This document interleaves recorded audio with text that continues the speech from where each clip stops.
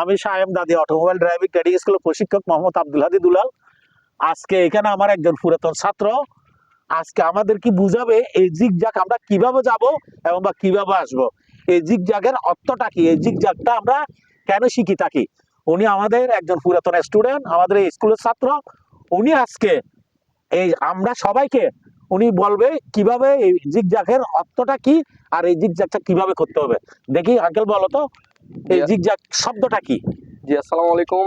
এই জিগজ্যাগ পার্কিংটা হচ্ছে এমন একটা পার্কিং, এটার মধ্যে আমাদের যে 90 ডিগ্রি পার্কিং বলেন, যে পার্কিং গুলো আছে সবগুলো এটার মধ্যে আছে, যার কারণে একটা স্টুডেন্টকে আমাদেরকে এই পার্কিংটাই সবার আগে শেখানো হয়।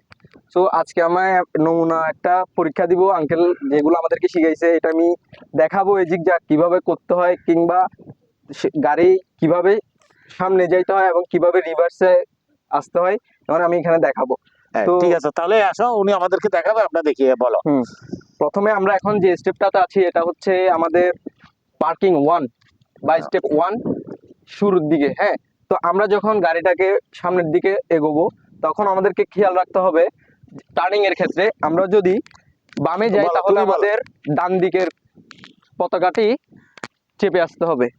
আমরা তারপর ডান দিকের পতাকাটি চেপে আসলে আমাদের বাম দিকের খুঁটিটার সাথে লাগার কোনো সম্ভাবনা নেই। তারপর আমরা আসবো পার্কিং 2-তে, এটা স্টেপ 2। স্টেপ 2-তে সেম প্রসেস, আমরা যখন ডান দিকে মোড় নিব তখন বাম দিকে চেপে আসব। চেপে আসার ফলে আমাদের এই ডান দিকে যে খুঁটিটা এটার সাথে লাগার কোনো সম্ভাবনা থাকবে না, আমরা সরাসরি স্টেপ 3-তে কিংবা পার্কিং 3-তে চলে আসবো। তারপর গাড়িটাকে সোজা করে মাঝ বরাবর গাড়িটা সামনের দিকে নিয়ে যাব। তাহলে আমরা এখন আসলাম কি কি, প্রথমে বুঝতে পারলাম যে ড্রাইভ 1 এবং বা পার্কিং 1, তারপর পার্কিং 2 বা ড্রাইভ 2, এটা পার্কিং 3 হ্যাঁ বা ড্রাইভ 3। হ্যাঁ, এখন আমাদেরকে রিভার্স কিভাবে যাইতে হবে ওইটা একটু বলো। রিভার্সের ক্ষেত্রে হ্যাঁ সামনের মতো আমরা তো আসার টাইমে আমরা কোন কুটি ফলো করছি, উনি বলছে সবাই শুনছো কোন কুটি আমরা ফলো করছিলাম আসার টাইমে আমরা বিপরীত কুটিটা ফলো করছি। প্রথমে আমরা আসার টাইমে ওই লাল কুটিটা, তারপরে এই কুটিটা। এখন যাওয়ার টাইমে কোন দুইটা ফলো করব এটা বলো। যাওয়ার টাইমে আমরা সাদা কুটি দুইটা ফলো করব। সাদাটা হাত দিয়ে ধরে দেখো। হ্যাঁ, এই সাদাটা ফলো করব। এটা ফলো করব কি সামনের, এটা আমরা কেন ফলো করব, আমাদের পিছনের মানে আমরা যখন পিছনের রিভার্সে লাগাই, পিছনে মোড় নেওয়ার সময় আমাদের পিছনের মোড় নেওয়ার নিয়ম হচ্ছে যেই দিকে আমরা গাড়িটা পেছনটা ঢুকাবো ওই দিকে আমরা চেপে নিব। তো ওই ক্ষেত্রে আমরা এই সাদা ফ্ল্যাগটা আমাদের এখানে দেওয়া, যেন আমরা গাড়িটা এখন ডান দিকে ঢুকবে, আমরা গাড়িটার এই সাদা ফ্ল্যাগটা বরাবর চেপে এসে ডান দিকে মোড় নিব। তাহলে আমাদের বাম দিকে শোনো এখানে কোন চাকাটা নিয়ে আসবো আমরা, কি পিছনের না সামনের? পেছনের চাকাটা, পিছনের চাকাটা এখানে এটার সাথে ফলো করব। ফলো করে কাটটা কোন দিকে দেব? কাটটা দিব ডান দিকে ফুল কাট দিব। ডান দিকে কাটটা দেওয়ার পরে আমরা তাকাবো কোন দিকে? বাম দিকে তাকাবো। বাম দিকে কোন জায়গায় তাকাবো? কোন মিটারে?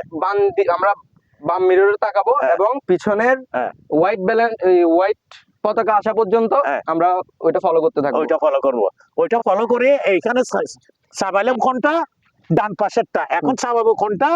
বাম পাশের কি হোয়াইট মিরর, এই সাদা ফ্ল্যাগটা আমরা ফলো করব।